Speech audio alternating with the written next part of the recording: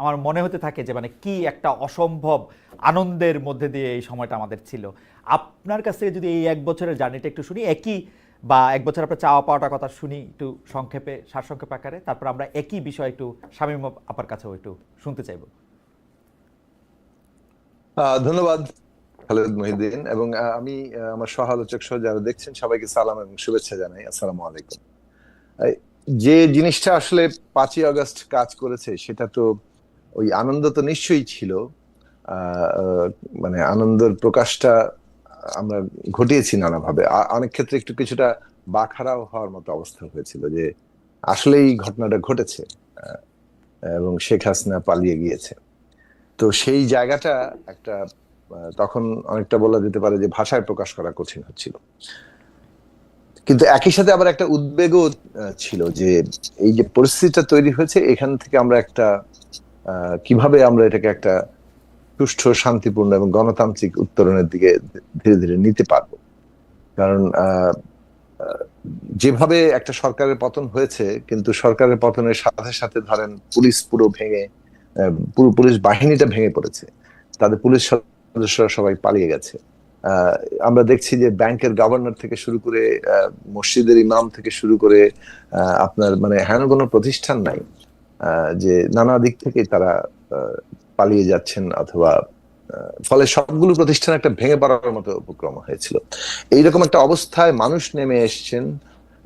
সুযোগ সন্ধানীরা নানাভাবেই এই অবস্থার সুযোগ নিতে পারে, আইন শৃঙ্খলা পরিস্থিতি তো বলে জিনিসটা তখন একটা বেশ উদ্বেগের জায়গা, মানুষের নিরাপত্তার জায়গাটা সব মিলিয়ে আমরা ওই উদ্বেগের মধ্যেও ছিলাম, যে কারণে আমি আপনার সাথে যোগাযোগ করেছিলাম যে আমরা কথা বলা দরকার, এবং যতগুলো মাধ্যমে কথা বলা যায় মানুষকে, যে আমরা এই অভ্যুত্থান করেছি, আমরা শেখ হাসিনাকে ক্ষমতা ছাড়তে বাধ্য করেছি, একই সাথে এখন আমাদের দেশটাকে আমাদের গড়ে তুলতে হবে, এবং সেই ক্ষেত্রে শুরু থেকেই যাতে আমরা ইতিবাচক ভাবে সব দৃষ্টান্ত স্থাপন করতে পারি, আমাদের অভ্যুত্থানের অর্জন তার মর্যাদাকে রক্ষা করতে পারি, জনগণের এই আত্মত্যাগকে আমরা, তার যে মহিমা সেটাকে আমরা রক্ষা করতে পারি। তো যাই হোক, একটা অন্তর্বর্তী সরকার গঠিত হয়েছে। আহ, আমি একটু আগেও কথা বলছিলাম যে প্রক্রিয়ায় গঠিত হলে আরো অনেকগুলো প্রসঙ্গ প্রথমে এই পলিটিক্যাল ডিরেকশন হিসেবে ঠিকঠাক করা যেত, সেই জায়গাতে আমরা যেতে পারিনি। সবাই মিলে এক্সস্টিভলি আলোচনা করে এই জায়গায় যাওয়া, রাজনৈতিক ডিরেকশন কি হবে সে বিষয়ে ন্যূনতম ঐকমত্যে পৌঁছানো, সেই কাজগুলো করা যায়নি। এমনকি সরকার গঠিত হওয়ার পরেও তারা যেভাবে এই পলিটিক্যাল কোর্সটা ঠিক করবেন, রাজনৈতিক মানে আমাদের গতিটা, মুখটা কি হবে, সেই জায়গাটা নিয়ে বিস্তারিত আলাপ আলোচনা হয়নি। এমনকি আমরা যে দাবি করেছিলাম জাতীয় রাজনৈতিক কাউন্সিল গঠন করেন সরকার এবং পলিটিক্যাল পার্টিগুলোর প্রতিনিধিদের নিয়ে, সেটাও হয়নি। যার ফলে অনেক জায়গায় তো মানে আমাদের আকাঙ্ক্ষার সাথে বাস্তবের ফারাক আছে। তবে আমরা এইরকম বলবো না যে একতরফা হবে, মানে সরকার পুরোটাই ব্যর্থ। সরকারের অনেকগুলো জায়গায় অর্জনও আছে, আবার ব্যর্থতার অনেক দিক আছে। প্রথম দিক থেকে আমাদের একটা জায়গা ছিল যে এই সরকার আমাদের প্রতিদ্বন্দ্বী না, ফলে এই সরকারকে আমরা সমর্থন দিয়েছি। সরকার কতগুলো কাজ যদি মোটামুটি ভাবে আহ সম্পন্ন করতে পারে, সেটাই হবে তার অন্তর্বর্তীকালীন সময়ের একটা বড় অর্জন। তার মধ্যে এইটার জায়গা যে যে কোনো একটা অভ্যুত্থান কিংবা একটা বিপ্লবী রূপান্তর একটা নতুন ব্যবস্থার জন্ম সাকিব দেয়, ভাই, সাকিব এবং ভাই, সে আমরা আমরা একটু বিস্তারিত আলোচনায় আসবো আপনার সঙ্গে। আমি শুধু আপনার কাছে এই বিষয়টা একটু জানতে চাই, মানে দর্শকরাও জানেন, মানে যেহেতু আমি, সাকিব ভাই, আমরা অনেক দিন ধরে পরস্পরকে চিনি সেই ছাত্র জীবন থেকে। যে ছাত্র রাজনীতিতে সাকিব ভাইয়ের অংশগ্রহণের পাশাপাশি আমাদেরও কিছু অংশগ্রহণ ছিল, আমাদের মতো করে রাজনীতিতে অংশগ্রহণ করার। সেই জায়গা থেকে একটু জানতে চাই যে সাকিব ভাই, 1/11 আমাদের একটা অভিজ্ঞতা হয়েছে, যে যেটাকে বলে হচ্ছে অরাজনৈতিক সরকারের পক্ষে। তারপর থেকে অরাজনৈতিক সরকার আমরা কেউই চাইতেছিলাম না। শেখ হাসিনা সরকার অরাজনৈতিক সরকারেই পরিণত হয়েছিলেন বলেই আমরা তাকে বিদায় দিতে চাইছিলাম, যে শেখ হাসিনা সরকারও কোনো রাজনৈতিক সরকার ছিলেন না। কিন্তু এই যে অরাজনৈতিক সরকার, মানে আসলে অরাজনৈতিক সরকার কথাটাও বোধহয় সংজ্ঞায়নের মধ্যে ভুল। মানে একটা ইলেকশনের সিস্টেমের মধ্যে দিয়ে না আসা সরকার, আমি যদি এরকম বলি, শেখ হাসিনা এটাতে খুবই ফিট ইন করে একটা টার্মের পর থেকেই, যে একটা ইলেকশন, একটা বিনা ইলেকশনে ক্ষমতায় বসে থাকা সরকার। তো এদের কাছ থেকে আমাদের অনেক কিছু আশা ছিল, মানে বিশেষ করে ডক্টর মোহাম্মদ ইউনূস এবং তারা যিনি তাদেরকে উপদেষ্টা নিয়েছিলেন, সেই আসার জায়গা থেকে আমরা, মানে আমরা কি দেখলাম, আপনার টেকটা যদি আপনি একটু 2-1 কথায় বলেন যে তারা আসলে কেমন, মানে তারা কি মানে যাদেরকে আমরা পলিটিশিয়ান বলে চিনি তাদেরই মতো পলিটিশিয়ান নাকি আরো খারাপ পলিটিশিয়ান? সেটা বরং পরে আসি, আমি জাস্ট এইটুকু বলি যে প্রথম বৈঠকে 13 তারিখে যখন আমাদের সাথে বৈঠক হয়েছিল, আমি খুব সংক্ষেপে দুটো ভাগে আমাদের দিক থেকে এই সরকারের কাছে প্রত্যাশা কি সেটা আমরা বলেছিলাম। একটা হচ্ছে যে আপনি প্রথম অগ্রাধিকার আশু কাজ করেন, শহীদের তালিকা করেন, মর্যাদা, রাষ্ট্রীয় মর্যাদা দেন, তাদের পরিবারের দায়িত্ব নেন, আহতদের চিকিৎসার দায়িত্ব নেন এবং তাদের জীবনের দায়িত্ব নেন। 2 নম্বর কাজ হচ্ছে এই ভঙ্গুর অর্থনীতিকে একে সামলান, কোনো না কোনো ভাবে ব্যাংক এবং এগুলোর বিপর্যয় থেকে ঠেকান। 3 নম্বর কাজ হচ্ছে আইন শৃঙ্খলা পরিস্থিতি, মানুষের নিরাপত্তা দেন। নারী উপরে একটা হুমকি তৈরি হচ্ছে, আমাদের দেশের অন্য জাতিগত, ধর্মীয়, অন্যান্য সকল অংশের মানুষ আমরা দেখছি যারা সংখ্যায় কম, তাদের উপরে একটা নিরাপত্তার সংকট সৃষ্টি হচ্ছে। এবং সাধারণভাবে মব, এমনকি মুসলমানদের মধ্যেও যারা মাজারে আছেন, মাজার এইগুলো হামলা হচ্ছে। তো এই জায়গাগুলো নিয়ে আমরা কথা বলেছিলাম। আর দ্বিতীয়ত আপনার আরেকটা কাজ হচ্ছে বিচার, সংস্কার এবং নির্বাচন। এটা একটু দীর্ঘমেয়াদী, এই কাজটা আপনি করেন। এইটুকু কাজ ভালো মতো করতে পারলে একটা হয়। আর আরেকটা জিনিস আমরা প্রত্যাশা করেছিলাম, সেটা হচ্ছে সব জায়গায় না, কোনো কোনো ক্ষেত্রে একটা মানে দৃষ্টান্ত স্থাপনকারী কাজ করেন, যেখানে এটা মনে হবে যে পলিটিক্যাল উইল থাকলে যেসব কাজকে সাধারণভাবে আমরা ধরে নেই যেগুলো অসম্ভব বাংলাদেশে, সেসব কাজও করা যায়। এইসব কয়েকটা উদাহরণ সৃষ্টি করেন যে রাজনৈতিক যদি ইচ্ছা থাকে একটা সরকারের, এবং আপনারা কেন পারবেন, কারণ আপনাদের পেছনে জনগণের সমর্থন আছে, জনগণের রিপ্রেজেন্টেটিভ পলিটিক্যাল পার্টিগুলোর সমর্থন আছে। তাদের সমর্থন নিয়ে যদি এই কাজটা করেন, তাহলে বাংলাদেশের সামনে একটা নতুন ডিরেকশন স্থাপিত হয়। এটা ছিল আমাদের 13ই আগস্ট আমাদের বক্তব্য, এবং সেই বক্তব্যের পরিপ্রেক্ষিতে আমি এখন পর্যন্ত আমরা আমাদের দলের পক্ষ থেকে অর্জন এবং ব্যর্থতার জায়গাগুলো হিসেব নিকেশ করি। রাইট, আমি আপনার কাছ থেকে জানতে চাইবো যে আপনি যেগুলি চেয়েছিলেন এর কোনোটাই এরকম কোনো একটা অসম্ভব চাওয়া না। একটা হয়তো ভঙ্গুর অর্থনীতিকে ঠিকঠাক করে ফেলা, যেটা আপনি সেইটা হয়তো ঠিকঠাক না হলেও সেটা লাইনে আনার ব্যাপারে তাদের চেষ্টা, কিন্তু শহীদদের তালিকা করা, আইন শৃঙ্খলা এবং মানুষের নিরাপত্তা নিশ্চিত করা, সর্বোপরি আপনার সঙ্গে আমাদের ওই সময় কথা হয়েছিল যে আমরা চাইছিলাম যে বাংলাদেশে একটা ন্যায় বিচারের আদর্শ গড়ে উঠুক, বাংলাদেশে বিচারহীনতার সংস্কৃতি থেকে দূরে যাক। বরং সেইটা ঠিক হয়েছে কিনা সেটা আমরা একটু আপনার কাছে শুনবো। থাকবে আমরা একটু অধ্যাপক শামীমা সুলতানার কাছে যাই। অধ্যাপক শামীমা সুলতানা, আমি আপনার কাছ থেকে আপনাকে প্রশ্ন করার আগে আপনার 1 বছর সম্পর্কে একটু শুনে নিতে চাই, যে আপনি তো 1 বছর আগে যে বেদনা, যে হতাশা, যে জায়গা থেকে আপনি, আমরা এখন বুঝি যে এটা কত মানে এখন বুঝি কিনা জানি না, তখন এটা যে কি সাংঘাতিক একটা সাহসের ব্যাপার ছিল, জাস্ট একটা ছবি নামায় ফেলা। এখন তো পুরো সরকারই নেমে গেছে, পালিয়ে গেছে, কোথায় চলে গেছে আমরা, কিন্তু তখন তো এটা একটা অসম্ভব সাহসের ব্যাপার ছিল। এই যে প্রতীকী সাহসের কাজটা আপনি করছেন, আপনার চাকরি চলে যেতে পারতো, আপনার জীবন হুমকির মুখে পড়তে পারতো, আপনার পরিবার হুমকির মুখে পড়তে পারতো, সব কিছু মাথায় রেখে বাংলাদেশে থেকে আপনি সেটা করেছেন। এরপরে আপনি এই 1 বছরে যে আপনার আশা তৈরি হয়েছিল, সেই আশাটাকে আপনি আসলে কিরকম দেখতেছেন, যে সেই আশাটা সঠিক পথে আছে, বা আপনার কি মনে হচ্ছে? দেখেন, অনেক ধন্যবাদ খালেদ ভাই। আসলে সবাই কিন্তু আমরা ন্যায় ভিত্তিক সমাজের স্বপ্ন দেখেছিলাম। হ্যাঁ, যে আমার যে ক্ষোভের প্রকাশটা, সেটা তো আসলে একদিনে হয়নি। আপনি দেখেন যে গত 3টি নির্বাচনে জনগণকে ভোটাধিকার থেকে বঞ্চিত করা, বাক স্বাধীনতা থেকে বঞ্চিত করা, গুম খুন, হ্যাঁ, রাহাজানি, এসব তো ছিলই। তারপরে দেখেন যে কোনো ন্যায্য আন্দোলনের বিরুদ্ধে সরকার যেভাবে মারমুখো ছিল, যে কোনো সমালোচনা সরকার মেনে নিতে পারতো না, নির্বিচারে দমন পীড়ন, এমনকি ছোট ছোট বাচ্চারাও এই সরকারের হাত থেকে রেহাই পায়নি তাদের দমন পীড়ন থেকে। তো এই যে গত 15-16 বছরের যে ক্ষোভ এবং এই কোটা সংস্কার আন্দোলনকে ঘিরে যে আমার ক্ষোভটা, আমি দেখছি যে এই স্বাধীন বাংলাদেশে কিভাবে নির্বিচারে সেই 4 বছরের শিশু থেকে শুরু করে পথচারী, সাধারণ মানুষ, নারী, হ্যাঁ, কেউ তাদের হাত থেকে রেহাই পায়নি।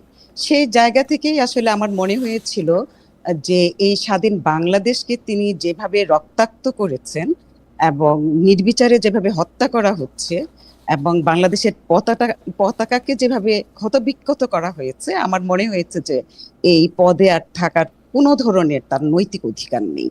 সেই জায়গা থেকে আসলে আমি ছবিটা নামিয়েছিলাম, কারণ আমার মনে হয়েছে যে আমার সন্তানদেরকে হত্যা করা হচ্ছে, শিক্ষার্থীদের হত্যা করা হচ্ছে, হ্যাঁ, নির্বিচারে বেআইনিভাবে হত্যা করা হচ্ছে। হ্যাঁ, এটা আসলে মেনে নেওয়া যায় না।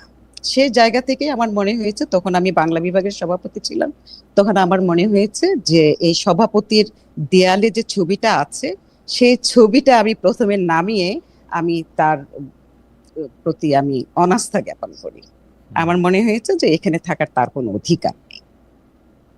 তো এবার আসি যে আপনি যদি 5 আগস্টের পরের কথা বলেন, যে যে স্বপ্নটা নিয়ে আসলে আমরা মানে 5 আগস্ট পর্যন্ত আমরা যেতে পেরেছি, এই সরকারকে আমরা বা ফেসিস্টকে আমরা তাড়াতে পেরেছিলাম, একটা দেখেন যে তাড়ানোর পর কিন্তু এক ধরনের আবেগ, যে মানুষের এতদিনের যে রাগ ক্ষোভ, হ্যাঁ, সেটার বহিঃপ্রকাশ ঘটেছে নানান ভাবে। হ্যাঁ, মানে দেখা যায় যে অনেক ক্ষোভের প্রকাশ কিন্তু ইতিবাচকও ছিল না। হ্যাঁ, কিন্তু তারপরে মনে হয়েছে যে এই ফেসিস্ট সরকারের উপর মানুষের যে রাগ ক্ষোভ, এটার বহিঃপ্রকাশটা আসলে এর চেয়ে আর কিভাবে হতে পারে। হ্যাঁ, এরকম একটা ব্যাপারও কিন্তু তখন ছিল। কিন্তু এরপর থেকেই আমরা দেখলাম যে সেটা আসলে এই অন্তর্বর্তীকালীন সরকারকে তাৎক্ষণিক দোষারোপটা করা যাবে না, কারণ 6 তারিখ থেকেই কিন্তু আমরা দেখেছি যে নারীর উপরে কিন্তু নৃশংসতা শুরু হয়ে গিয়েছে। হ্যাঁ, যে নারীর পোশাক কেন এরকম, হ্যাঁ, তারপর আমরা দেখেছি যে মব সহিংসতা আমরা দেখেছি। হ্যাঁ, তারপর তো 8 তারিখে আসলেন আমাদের যে ইউনূস সরকার। হ্যাঁ, তারপরেও যে আসলে নিরাপত্তা পরিস্থিতিটা যে খুব ভালো হয়েছে, হ্যাঁ, বা জনগণের মনে যে একটা স্বস্তি এনে দিয়েছে, তা কিন্তু না। হ্যাঁ, তারপরেও কিন্তু নারীর প্রতি যে সহিংসতা, হ্যাঁ, মানে মানুষের ভিতরে কোনো মানে যে নিরাপত্তাহীনতার জন্য যে অস্বস্তি, হ্যাঁ, এইগুলি কিন্তু চলছে, এগুলি এখনো চলছে। হ্যাঁ, আর আরেকটা কথা বলতে চাই যে কোনো দেশে যদি নিরাপত্তার অভাব দেখা দেয়, সেই জায়গাটাতে আসলে মূল্যবোধ থাকে না। হ্যাঁ, নিরাপত্তাজনিত কারণে অনেক সময় দেখা যায় যে মূল্যবোধের অবক্ষয় দেখা দেয়। যে আইন শৃঙ্খলা ব্যবস্থা যদি ঠিক মতো কাজ না করে, সেখানে কিন্তু আপনি আহ মূল্যবোধের অবক্ষয়টা খুব বেশি দেখবেন। সেই ব্যাপারগুলো আমরা আসলে এখনো দেখছি। দ্রব্যমূল্যের ঊর্ধ্বগতি হয়েছিল, এখন কিছুটা লাগাম টেনে ধরা হয়েছে আমার মনে হয়েছে, কিন্তু তারপরে আমার মনে হয় যে সার্বিক পরিস্থিতিতে, হ্যাঁ, জনগণের মনে ওই স্বস্তিটুকু নেই। কারণ হলো, দেখেন যে আমি যদি আমার নারীর জায়গা থেকে বলি, এখনো নারীর পোশাককে একটা বিশেষ গোষ্ঠীর চোখ আটকে আছে। হ্যাঁ, এইভাবে আসলে নারীকে নিয়ন্ত্রণ করার যে একটা ব্যাপার, হ্যাঁ, মানে নারীকে কি আসলে আতঙ্ক মনে করছে, বা আসলে আমি জানি না যে নারীকে দমিয়ে রাখার যে ব্যাপারটা। কিন্তু আপনি দেখেন যে এই 24-এর আন্দোলনে নারীদের যে স্বতঃস্ফূর্ত যে অংশগ্রহণটা ছিল, আমি অন্য কোনো আন্দোলনে কিন্তু এতটা স্বতঃস্ফূর্ত অংশগ্রহণ কিন্তু আমি দেখি না। হ্যাঁ, যদিও নারীরা 52-তে অংশগ্রহণ করেছেন, নারীরা 71-এ অংশগ্রহণ করেছেন, যদিও তাদেরকে ওইভাবে মূল্যায়নটা করা হয়নি, কিন্তু 24-এর যে স্বতঃস্ফূর্ত যে অংশগ্রহণটা ছিল, এই একবিংশ শতাব্দীতে এসে আমার মনে হয়েছিল যে নারীদেরকে অন্তত কিছুটা মূল্যায়ন করা হবে। হ্যাঁ, কিন্তু আসলে তেমন মূল্যায়নটা আসলে আমার চোখে পড়েনি। নারীর মূল্যায়নের প্রসঙ্গটা আপনি আসছিলেন, নিরাপত্তার কথা আপনি বলতেছিলেন, আমরা যে প্রশ্নটি আপনাকে করতে চাইছিলাম সেই প্রশ্নটি আপনাকে একটু করি, যে আপনার মনে আছে যে ছবি সরিয়ে ফেলার জন্য বিশ্ববিদ্যালয় প্রশাসন আপনাকে শোকজ করেছিলেন, কিন্তু এরপর পরই সরকারের তো পতন হয়ে যায়, ফলে আপনাকে বড় ধরনের বিপদে আর পড়তে হয় নাই, বা পেছনে তাকাতে হয় নাই, বা বড় ধরনের যে বিপদে হয়তো আপনাকে পড়তে হইতো শেখ হাসিনা সরকার থাকলে, বা বিব্রত অন্তত হতে হতো, সেটা আপনাকে হতে হয় নাই। কিন্তু একটি খবর, আজকালের একটি খবর হচ্ছে যে শেখ মুজিবুর রহমানের ছবি, বঙ্গবন্ধু শেখ মুজিবুর রহমানের ছবি টানানোর কারণে একজন প্রধান শিক্ষককে চাকরি থেকে বরখাস্ত করা হয়েছে। এখন এই খবরটি যখন সামনে এলো, তখন আপনার খবরের সাথেও এটির তুলনা করা হয়। আমরা কি এই এই এই খবরটিকে আপনি আসলে কীভাবে দেখেন, যে এটা কীরকম হইল? আমরা প্রাইমারি স্কুলের একজন হেডমাস্টারকে চাকরি থেকে বরখাস্ত করা হয়েছে কারণ তিনি বলছিলেন যে তিনি এই ছবি সরাতে চান না। আচ্ছা, আমি একটু আগে থেকে আসি, যে আপনি আমাকে বলেছেন শোকজের কথা, কিন্তু আমি যখন ছবিটা নামাই, হ্যাঁ, তখন কিন্তু সাথে সাথেই কিন্তু তখন যে বঙ্গবন্ধু পরিষদ ছিল, সেই বঙ্গবন্ধু পরিষদ থেকে কিন্তু আমার বিরুদ্ধে লিফলেট দেওয়া হয় আমার বিচার চেয়ে। হ্যাঁ, এবং সেদিনই কিন্তু জরুরি সিন্ডিকেট ডেকে আমাকে শোকজ করা হয়। হ্যাঁ, এবং নানান ধরনের হুমকি ধামকি তো ছিলই, নানান ধরনের ভাবে আমাকে নাজেহাল করার চেষ্টাও করা হয়েছে। হ্যাঁ, কিন্তু আমি আসলে আমার চাকরির পরোয়াও করিনি। আমার কাছে শুধু মনে হয়েছে যেভাবে নির্বিচারে মানুষ হত্যা করা হচ্ছে, হ্যাঁ, যেভাবে শিক্ষার্থীদের হত্যা করা হচ্ছে, এমনকি রিকশাওয়ালা পর্যন্ত, গণমাধ্যমের কর্মী পর্যন্ত, এমনকি ঘরে পর্যন্ত কেউ নিরাপদ না। হ্যাঁ, সেই জায়গায় আমার মনে হয়েছে যে এটার একটা প্রতিবাদ করা দরকার। হ্যাঁ, যে আমার মনে হয় যে এমন একটা প্রতিবাদ করতে হবে যে প্রতিবাদের ফলে অন্তত সেই ফেসিস্টের যে আসনটা, সেটার ভিত অন্তত কিছুটা নড়ে যাবে। হ্যাঁ, এবং জনগণ উদ্বুদ্ধ হবে। সেই জায়গা থেকেই আমি এটা করেছিলাম। আর দেখেন যে আমার অফিস রুমে যে শেখ হাসিনার ছবিটা ছিল, এটা আসলে একটা প্রজ্ঞাপন ছিল। হ্যাঁ, খুব সম্ভব 2002 সালে মন্ত্রী পরিষদ থেকে একটা প্রজ্ঞাপন ছিল যে প্রধানমন্ত্রীর ছবি অফিস রুমে টানাতে হবে। হ্যাঁ, তো সেই জায়গা থেকে যে বঙ্গবন্ধু পরিষদ বলেছিল যে এটা রাষ্ট্রদ্রোহী কাজ, কিন্তু আমার মনে হয়েছে সেটা রাষ্ট্রদ্রোহী কোনো কাজ না। কারণ আমার মনে হয়েছে তার এখানে থাকার কোনো যোগ্যতা আসলে নাই। হ্যাঁ, কারণ এটা যদি আইনের ভিত্তিতে ফেলা হয়, আসলে তিনি যে নির্বিচারে যে হত্যা করছেন সেটা আসলে কোন আইনের ভিত্তিতে। তবে আমার মনে হয় কি জানেন, আমার মনে হয় যে কারোরই ছবি এভাবে দেয়ালে থাকা উচিত না। হ্যাঁ, কারণ আমার মনে হয় যে কোনো রাজনৈতিক ব্যক্তিত্বের ছবি যদি কোনো অফিস রুমে থাকে, সে কোনো না কোনো ভাবে সেই রাজনৈতিক দল দ্বারা প্রভাবিত হবে বা প্রভাবিত, এরকম একটা আমরা বুঝে নিই। কিন্তু আমার মনে হয় যে আমরা আসলে বৈষম্যহীন একটা বাংলাদেশ গড়ে তোলার জন্য কিন্তু আমরা করেছিলাম। হ্যাঁ, যে আন্দোলন করেছিলাম, আমরা একতাবদ্ধ হয়েছিলাম। তো আমার মনে হয় সেই জায়গা থেকে মনে হয় আমাদের এবার ঘুরে দাঁড়ানো দরকার। আমাদের মনে হয় যে কোনো ব্যক্তিকে সেই ওয়ালে রেখে তার পূজা করা বা তাকে দেবতা তুল্য করে ফেলা। আপনি দেখেন যে প্রাথমিক বিদ্যালয়ে, হ্যাঁ, যে আমরা যে শপথ করতাম ছোটবেলায় সৃষ্টিকর্তার নামে, হ্যাঁ, সেই শপথের জায়গাটাও কিন্তু পাল্টিয়ে ফেলা হয়েছিল। হ্যাঁ, বঙ্গবন্ধুর নামে শপথ করা হতো। হ্যাঁ, তো এইটা তো আসলে হতে পারে না। আমার মনে হয় যে এই যে ইতিহাস, হ্যাঁ, বা এই ধরনের রাজনৈতিক কোনো ব্যক্তিকে প্রভু বানিয়ে ফেলা, আমার মনে হয় যে সেই জায়গাটা থেকে বোধহয় সরে আসার সময় এসেছে। ওকে, শামীমা আপা, আপনাকে ধন্যবাদ। শুধু আপনি যখন নারী স্বাধীনতা এবং অন্য বিষয় নিয়ে প্রশ্ন করছিলেন, আমাদের দর্শকদের মধ্যে কেউ কেউ বলছেন নারী স্বাধীনতা বলতে আপনি আসলে কি বোঝেন, নারীদের উপর আসলে কোথায় অত্যাচার হয়েছে, নারীদের এই 1 বছরে আপনি নারীদের নিরাপত্তা নিয়ে প্রশ্ন তুলেছিলেন, এটা আপনি উদাহরণ সহ আপনি ব্যাখ্যা করবেন কিনা। আমি আসছি আপনার কাছে, আমি একটু জনাব জোনায়েদ সাকি আপনার কাছে আসতে চাই। তবে জোনায়েদ সাকির কাছে আসতে যাওয়ার আগে আমরা আমাদের যে জরিপটা আমরা চালাই, সে জরিপ নিয়ে আমি আমাদের দর্শকদের মধ্যেও অনেক অভিযোগ আগেও দেখেছি, আজকেও দেখছিলাম যে এই জরিপটা নিয়ে তারা একটা অভিযোগ চালাচ্ছেন, অভিযোগ করছেন এরকম যে এই জরিপটিতে তারা মানে যে না ভোট দিলে সেটি হ্যাঁ হয়ে যাচ্ছে বা হ্যাঁ ভোট দিলে সেটি না হয়ে যাচ্ছে, অর্থাৎ এটি পাল্টানো হচ্ছে কিনা, এইটার বুটিংয়ে কোনো রকম কোনো সমস্যা হয়েছে কিনা। আমি আমাদের টেকনিক্যাল টিমকে অনুরোধ করব যে বিষয়টি আসলে একটু দেখার জন্য, এবং এটা যাতে এরকম কখনো বা কোনো অবস্থাতে না হয়। কারণ জরিপের ফলাফল দেখে যাদেরই জরিপ পছন্দ হয় না তারা একটা ট্যাগ দিতে চেষ্টা করেন যে অমুকরা বেশি আসেন, অমুক দর্শক বেশি বলেন। কিন্তু আমাদের এই জরিপটা আমরা একেবারেই আমাদের মত না, আপনারা আমাদেরকে যারা দেখেন তাদের মতের এই একটি প্রতিফলন হিসেবে দেখতে চাই। সাকিব, আমি আপনার কাছে আসছি। 2-3টি বিষয় আমাদের দর্শকরাও জানতে চেয়েছেন এই 1 বছরে। আমার যে আগে প্রশ্ন ছিল যে আইন শৃঙ্খলা পরিস্থিতি এবং নিরাপত্তার খাতিরে, ন্যায় বিচারের খাতিরে আপনি আসলে কতটুকু কি দেখেছেন, শহীদদের তালিকা করার ক্ষেত্রেও কেন এই সরকার পুরোপুরি সাফল্যের পরিচয় দিতে পারলো না, সেটা নিয়ে আপনি আগেও অনেকবার বলেছেন। আপনি যদি ন্যায় বিচারটার ক্ষেত্রে বা বিচারের ক্ষেত্রে আপনার কথাটা বলতেন। আর দর্শকরা যে বিষয়টি নিয়ে এখনই আপনার কাছ থেকে জানতে চাইছেন সেই বিষয়টি হচ্ছে যে আজকে জুলাই ঘোষণাতে আপনি আসলে কি দেখলেন।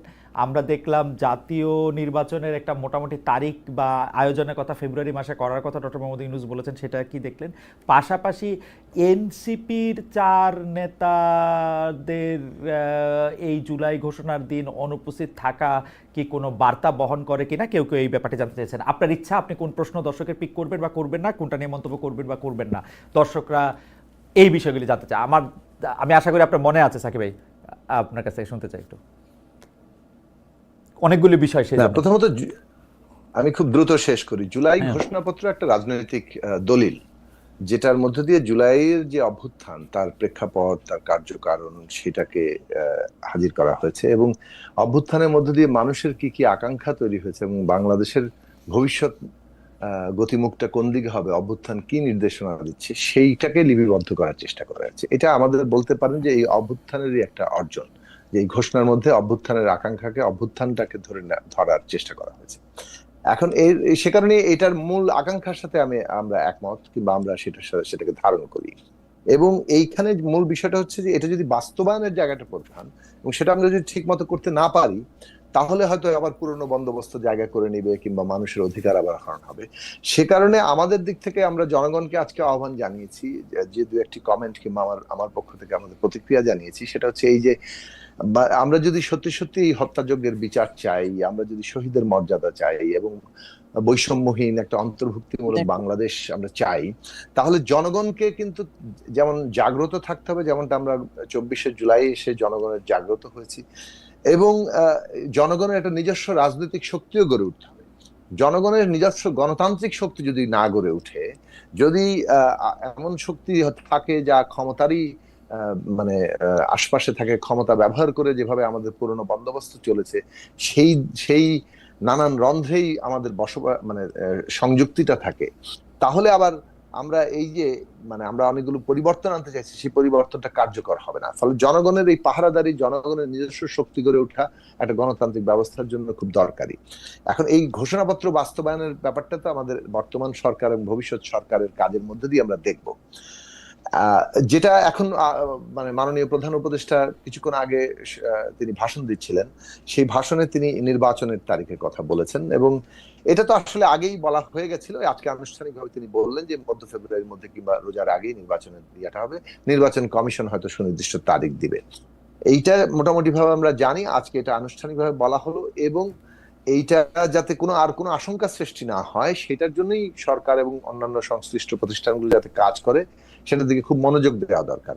কেননা ন্যায় বিচার যেমন আমরা চেয়েছি, বিচারকে ত্বরান্বিত করা, বিচারকে দৃশ্যমান করা, বিচারকে সত্যিকার অর্থে মানুষের জায়গায়, আস্থার জায়গায় নিয়ে আসা, সেটার জন্য তদন্ত, অভিযোগ এবং বিচার প্রক্রিয়া, এগুলোর জন্য প্রয়োজনীয় লোকবল, বিচার ট্রাইব্যুনাল, সব জায়গাতেই সরকারের আরো ভূমিকা নেওয়ার সুযোগ আছে বলে আমরা মনে করি, এবং সেটা অপর্যাপ্ত। এবং সেটা এমন জায়গায় নেওয়া উচিত যাতে শহীদ পরিবারের মধ্যে এরকম কোনো ক্ষোভ না থাকে যে আমার সন্তানের বিচারই শুরু হলো না, এখানে বাকি সবকিছু কিন্তু হচ্ছে। ফলে এইরকম জায়গা যদি তৈরি হয়, বিচার বনাম নির্বাচন, বিচার, তাহলে এটা খুব নেতিবাচক একটা জায়গা তৈরি হবে। আমরা বিচার চাই, কিন্তু নির্বাচনের জায়গাটি যেটা, সেটা কিন্তু আমাদের যে সংস্কারের যে আকাঙ্ক্ষা, সেটা সম্পন্ন করতে হলে নির্বাচন হবে। সংবিধান সংস্কার করতে হলে আপনার নির্বাচন লাগবে। সেইখানে আমরা সংস্কারের যে প্রশ্নে ঐক্যমত হয়েছি, সেই ঐকমত্যের জায়গাগুলো জাতীয় সনদ যেটা হবে, জুলাই জাতীয় সনদ, সেটা বাস্তবায়নে যাতে সব ভবিষ্যতের সংসদ বাধ্য থাকে, তার জন্য একটা আইনি একটা অর্ডিন্যান্স হতে পারে, সেটা আমাদের দিক থেকে আমরা শুরু থেকে বলে আসছি। এটা হচ্ছে একটা। ফলে নির্বাচনের জায়গাটা ওই জায়গাতে। আর আরেকটা বিষয় হচ্ছে এনসিপির নেতারা তো এখানে আজকে ছিলেন, তাদের কোন নেতা কোথায় গিয়েছিলেন দীর্ঘ তাদের পদযাত্রার পরে, এটা নিয়ে আসলে কমেন্ট করার কিছু নেই। আচ্ছা সাকিব ভাই, একটা জিনিস একটু বলি, আমি তো বিটিভির ফ্রেমিং একটু দেখতে চাই, বুঝতে চাই নানা কারণে। তো বিটিভির আজকে যে ফ্রেমিং, সে ফ্রেমিংয়ে জুলাই ঘোষণা দেওয়ার সময় যেসব রাজনৈতিক নেতৃবৃন্দ ছিলেন সেখানে, আপনিও সেখানে ছিলেন, তো যেসব রাজনৈতিক নেতৃবৃন্দ ছিলেন, আমি একটু দূরত্ব দিয়ে বিবেচনা করতেছিলাম, একটু জ্যামিতিক দূরত্ব দিয়ে, যে আজকে মনে হচ্ছিল ডক্টর ইউনূসের সবচেয়ে ক্লোজ হচ্ছেন মির্জা ফখরুল ইসলাম আলমগীর, এবং আজকে মনে হচ্ছিল যে ডক্টর মোহাম্মদ ইউনূস থেকে একটু দূরে সরে গেছেন হচ্ছেন নাহিদ ইসলাম। তো এইটা কি আসলে আমার দেখার ভুল? এইটা কি ফ্রেমিং, নাকি ঘটনাটা আসলে তাই? আমি ফ্রেমিং দেখে আমার কাছে মনে হচ্ছে যে এই ব্যাপারটা কি এরকম আসলে। না, আপনি বলেন তো একটু শুনি যে বিএনপি মহাসচিব জনাব মির্জা ফখরুল ইসলাম আলমগীর তো ওনার পাশে দাঁড়িয়েছেন, আর ওনার মাননীয় প্রধান উপদেষ্টার ওই পাশে দাঁড়িয়েছেন আমাদের জুলাই শহীদ সৈকতের বোন। তো তারপরে দাঁড়িয়েছিলেন নাহিদ, ফলে তারপরে দাঁড়িয়েছেন হেফাজত ইসলামের সেক্রেটারি, তারপরে মান্না ভাই, তারপরে আমি। তো এটা তো আসলে ওনারা আগেই ঠিক করেছেন। এই পজিশনিংটা কিভাবে হয়েছে? কিভাবে ঠিক করে? এটা সংস্কৃতি মন্ত্রণালয়, এটা সম্ভবত আয়োজনের দায়িত্বে, ফলে জি। তারা বোধহয় এখানে ঠিক করেছে, চেয়ারের পেছনে লেখা ছিল প্রত্যেকের নাম, যার ফলে ওইখানে গিয়ে কে কোথায় দাঁড়াতে দাঁড়াবে? হয়েছে। তার মানে আমি যেটা বুঝতে পারতেছি যে বিএনপি সবচেয়ে বড় দল এইটা ঠিক করে, তাই তো?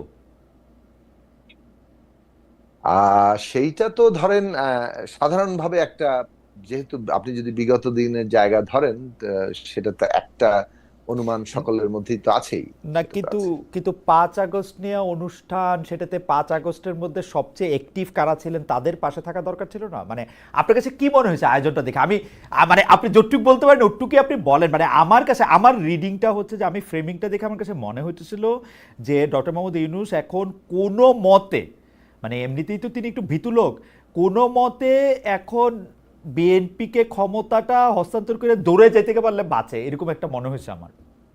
না, সেটা আমি একটু ভিন্নভাবে দেখি। আমাকে যখন দাওয়াত করা হয়েছে তখন আমি বলেছিলাম যে আমার কাছে মনে হয় যে রাজনৈতিক দলগুলো, বিশেষভাবে অন্তত ঐকমত্য কমিশনে যারা প্রতিনিধিত্ব করছেন, তাদের সকল প্রতিনিধিদের অন্তত একজন করে থাকা দরকার। আর আমরা যেটা দেখতে চাই, যেটা আমরা এই সরকারের প্রতি আমরা সবসময় বলেছি, যে ছাত্র আন্দোলনে কিন্তু এই যে বৈষম্য বিরোধী ছাত্র আন্দোলন হয়েছে, সেখানে যেমন ছাত্র সংগঠনগুলোর অনেক প্রতিনিধিরা ছিলেন, আবার অনেক প্রতিনিধিরা সরাসরি সমন্বয়ক হিসেবে ছিলেন না, তারা ছাত্র সংগঠন আকারে ভূমিকা রেখেছেন। কিন্তু বর্তমান সরকার কিন্তু একবারের জন্য গত 1 বছরে ছাত্র সংগঠনগুলোর সাথে বসেনি, তারা শুধুমাত্র এই বৈষম্য বিরোধী ছাত্র আন্দোলনের সাথে বসছে। এখন এইটা কিন্তু, যার ফলে অনেক সংগঠন এবার বয়কট করেছেন এটা। এখানে যেটা আমরা বলবো যে ছাত্র আন্দোলনের যারা প্রতিনিধিত্বকারী ছিল, তাদের একটা জায়গাটা ছিল, মানে তাদের এখনকার রাজনৈতিক অবস্থান মতামত কি, সেটা যাই হোক, না না সাকিব ভাই, আমাদের সাকিব ভাই, উচিত ছিল সাকিব ভাই, আমি একটা ছাত্র কথা বলি। আন্দোলনের প্রতিনিধিদের একটা অংশ থাকা, প্লাস রাজনৈতিক নেতৃবৃন্দ যথাসম্ভব অংশগ্রহণকারী সকল দলের একজন করে থাকা। তাতে মানে হয়তো লোক একটু বেশি হতো, কিন্তু প্রধান উপদেষ্টা তখন মনে হতো যে সারা দেশকে নিয়েই আছে। রাইট এটাকে সাকিব ভাই, ইয়ে করছে। আমি আমার রিডিংটা বলি। 1971 সালে তো আমার বা আপনার কারো জন্ম হয় নাই, তো আমাদের ইতিহাসের উপর নির্ভর করে থাকতে হয়েছে যারা সে সময় ছিলেন সে সময়। কিন্তু 24-এর আন্দোলন বলি, 90-এর গণ আন্দোলন বলি, সেগুলো তো আমাদের চোখের সামনে। 24-এর আন্দোলনটা তো মাত্র 1 বছর হয়েছে, কিন্তু আজকে যখন 24-এর 5 আগস্টে স্মরণ করে 25-এর 5 আগস্ট করা হলো, ডক্টর ইউনূস যখন এখানে উঠলেন, আমার স্বাভাবিক রিডিং হচ্ছে যে এটা প্রতিনিধিত্বশীল হয়েছে কি না।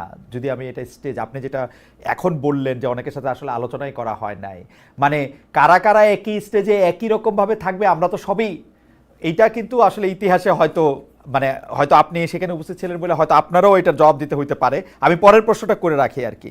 না, আমাকে জবাব দিতে হবে, এবং আমি সে কারণে আমি নিজে যে এটা বলেছিলাম, জি মানে অন্তত পক্ষে সেই কথাটা আমি রেজিস্টার করে রাখলাম, কারণ জি। আমার দিক থেকে আমার সবসময় আমরা চেষ্টা করি যে এই আয়োজনে, যে কোনো আয়োজনে মানে এটা যথাসম্ভব তো, প্রতিনিধিত্বমূলক করা। এটা তো কারণ আমরা শুনেন, আমরা একটা অত্যন্ত, আমরা ছাত্র আন্দোলন থেকে এসেছি, আপনি আমার ভালো করে জানেন, এবং সবসময় আমরা ছোট সংগঠন করে করে এসেছি। আমরা শুরুতে কোনো বড় সংগঠনে যোগ দিইনি, ফলে আমরা অল্প কয়েকজন মিলে সংগঠন শুরু করেছি, এবং সেই সংগঠনকে যথাসম্ভব জনগণের শক্তি করার চেষ্টা করছি। আমাদের কাছে মনে হয়েছে যে প্রত্যেকটি ভয়েসকে মানে যথা মানে প্রধান জায়গা, তো সেইটা আমাদের দিক থেকে আমরা মনে করি যে যেভাবে আমরা এই ঐকমত্য কমিশনে বসছিলাম, সেখানেও আরো পার্টিসিপেশন থাকলে ভালো হতো। তারপরেও সেইটা একভাবে এক ধরনের প্রতিনিধিত্বমূলক করা হয়েছে, সেইটুকু অংশগ্রহণ থাকা দরকার ছিল। আর ছাত্রদের প্রতিনিধিত্বের জায়গাতে সমস্ত সমন্বয়ক প্লাস ছাত্র সংগঠনগুলোর নেতৃবৃন্দকে যথাসম্ভব ভাবে সেখানে দাওয়াত করা, এবং তাদেরও একটা উপস্থিতির জায়গা দরকার ছিল, এমনকি শ্রেণী পেশার। কারণ এই শহীদের তালিকায় তো আমাদের শ্রমজীবী, শ্রমিক, কিন্তু সাকিব ভাই, আমার একটাই খালি আপত্তি, আমার খালি একটা আপত্তি যে মানে মানে এইটা জোরে সোরে কেউ ধরায় দেয় না কেন এই সরকারের? নাকি এই সরকার যে একের পর এক এইগুলিকে, আমি বড় শয়তানি বলি যে শয়তানিগুলিকে দেখা যায় না, তো একের পর এক এগুলি যে করে, এগুলি ধরায় দেয় না কেন কেউ? মানে আশেপাশে কেউ নাই কারা করে? দেখুন, এই কথাগুলো যখন আমরা বলি, আমি এই বিষয়ে আমার সাথে আমি আসি আবার আপনার কাছে সাকিব ভাই, প্রায় আজকে সাকিব ভাই এটা আসি আমার কাছে, আমার কিন্তু আলাদা একটা লাইন বলে এটা শেষ করে নিই। জি জি বলেন, 30 সেকেন্ডে বলে নিই। জি বলেন। অনেকগুলো ঘটনায় এই আমাকে একই কথা বলতে হয়েছে, অনেকগুলো ঘটনায়, এবং এটা হচ্ছে দৃষ্টিভঙ্গিগত পার্থক্য পরিষ্কার ভাবে আছে বলে আমি মনে করি। যে দৃষ্টিভঙ্গিগত পার্থক্য আছে, আমরা যেভাবে এই মানে সকলের অংশগ্রহণটাকে করতে চাই, আমরা দেখেছি যে যারা এটা সিদ্ধান্ত নিচ্ছেন তাদের মধ্যে ওয়েটেজ দেওয়া, মানে কে কত বড় কে Right. ছোট সেটাকে রাইট, অনেক বিবেচনা নিয়ে আশ্চর্যজনক তারা ভাবে কাজ মানে করে। এটা যদি একটা নির্বাচন কেন্দ্রিক একটা সভা হইতো আমি এটা মেনে নিতে পারতাম। বিএনপি সবচেয়ে বড় দল, বিএনপি আপনার ঠিক ডান পাশের ইয়াতে অবস্থান করবে, তার পাশে থাকবে জামায়াতে ইসলামী। আপনি পারলে তার মানে, কিন্তু আমি জানি না এই ফ্রেমিং নিয়ে আমার সারা জীবন মানে আমি আমার 2 সেন্ট দিয়ে রাখলাম। এইটা পরে আপনারা জবাব দেন সাকিব ভাই, আপনারা আরো নিশ্চয় বলতে পারবেন। আমি একটু শামীমা আপনার কাছে যেতে চাই। শামীমা আপা, আপনি যখন বলতেছিলেন জি। যে যে নারীদের প্রতি 6 আগস্ট থেকেই আপনি লক্ষ্য করেছেন যে যেইভাবে আপনি বাংলাদেশটাকে আশা করেছিলেন সেই বাংলাদেশটা হয় নাই। আপনি সমানাধিকার ন্যায় বিচারের পাশাপাশি আপনি নারীদের প্রতি টার্গেটেড অন্যায় অত্যাচার জুলুমের কথা বলতেছিলেন, কিন্তু আমাদের দর্শকরা আপনাকে চ্যালেঞ্জ করেছেন নারীরা কোথায় এরকমভাবে পীড়িত হয়েছে, নারী স্বাধীনতা বলতে আপনি আসলে কি বুঝেন, আপনি আসলে নারীদেরকে কেমন দেখতে চেয়েছিলেন, ইত্যাদি ইত্যাদি। আমি যেই জরিপটার কথা বলেছিলাম সেই জরিপটাতে আমরা দর্শকদের কাছে জানতে চেয়েছিলাম যে নতুন বাংলাদেশের ইশতেহারে নতুন সংবিধান রচনার কথা বললেন এনসিপির